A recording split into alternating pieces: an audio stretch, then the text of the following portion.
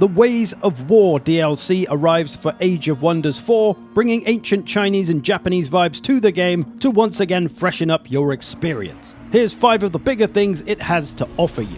And a thanks to Paradox Interactive for sponsoring this video. Also, there is a free-to-play event on Steam from November 7th to 11th if you want to try Age of Wonders 4 out.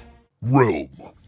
Firstly, a new realm, the Golden Glades, which reads, once known as the realm of peace and paradise, its prosperity and order has since been threatened by calamity and strife. 3 empires clash to rebuild paradise in their image. So you must strive to conquer these lands to rebuild it in your sexy image. And this of course comes with new realm traits as well. You can pause the video if you want to read through these. The most interesting one though is the last one you'll see here, which adds intrigue happenings to the game. These are multi-stage story events which add narrative-driven gameplay to not only campaigns but also normal skirmish maps as well. So some spicy new additions for your custom realms. Races.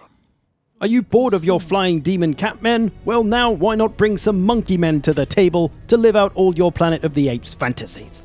The simian race comes with the default traits of cheerful, which increases their morale gained by 50%, light-footed, meaning they can pass through friendly units to move around much easier, and quick reflexes, which makes them harder to hit with ranged attacks. If you want a little more muscle though, you've got the Ogrekin as well. They've got the default traits of inner fire, which will give some fire resistance, and anyone that attacks your Ogrekin will get some fire damage back for their trouble. Fast recuperation, so they'll regenerate health more quickly on the world map, and hardy, so they'll just get a little bit more health and ultimately be a bit of a tougher race. And of course, these both come with lots of customization options. The ogre faces looking like Japanese demon masks, very cool. And as I mentioned, overall it's a very Asian vibe with this DLC, a lot of cool stuff here. It's kind of a blend of Chinese and Japanese all rolled into one, so it's a little bit different. And also, basket.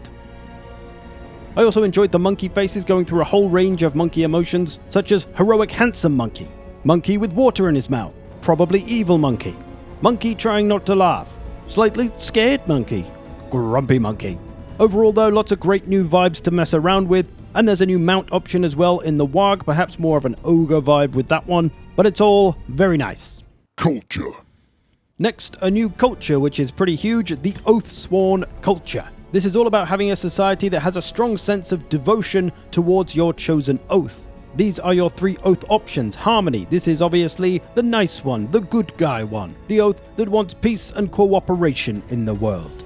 And then there's righteousness, which is again a good one, but maybe going a little bit too far, pushing into being a bit of a Puritan or dabbling with zealotry. If you do anything bad or negative, you will get double the effects from it, so that can be pretty huge. And then there's strife, which basically means you can be an icy, horrible bastard. So you'll choose one of these oaths and you have to kind of follow it and play that way and play the part. If you don't, you're going to feel some negative effects from it. You also get a small unique tome with whichever one you choose as well. They are quite similar, all 3 of them, but there's a few subtle differences to make them unique. And of course, with a new culture comes a new look, bringing those Asian vibes to the table to apply to your race. So yeah, a very nice new fresh culture to add a new experience to the game. Tomes. It wouldn't be an Age of Wonders DLC without new tomes. There's 4 to choose from here. Starting off with the Tome of Discipline. This is a tier 1 tome, so you can take this from the start if you want to. I'm not going to go through all the skills, but I'm going to mouse over them, so pause the video if you want to read them. With this one, most notably, you get some nice healing skills and the Monk unit, who in my experience seems to be a bit of a glass cannon, can do lots of damage, but maybe a little bit on the squishy side. And then we have a tier 2 tome, the Tome of Shades. This is pretty much your ninja tome. Lots of debuffs and ninja tricks to be pulled with this, and the Shade unit, which is, of course, basically a ninja. So if you enjoy those kind of sly, sneaky tactics, this could be a good tome for you.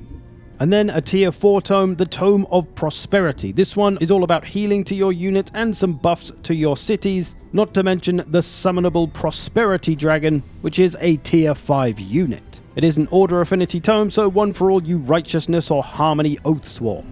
And another tier 4 tome for all you Strife Oathsworn, the Tome of Calamity. This one naturally is all about being an horrible bastard. You got a terraforming spell in there so you can turn a province to ruins. You can use Ghost Fire, which is a combination of normal fire and frost damage. And there is a summonable Calamity Dragon, again a tier 5 unit for all kinds of destruction. So 4 new tomes for 4 flavors of extra spice. Units.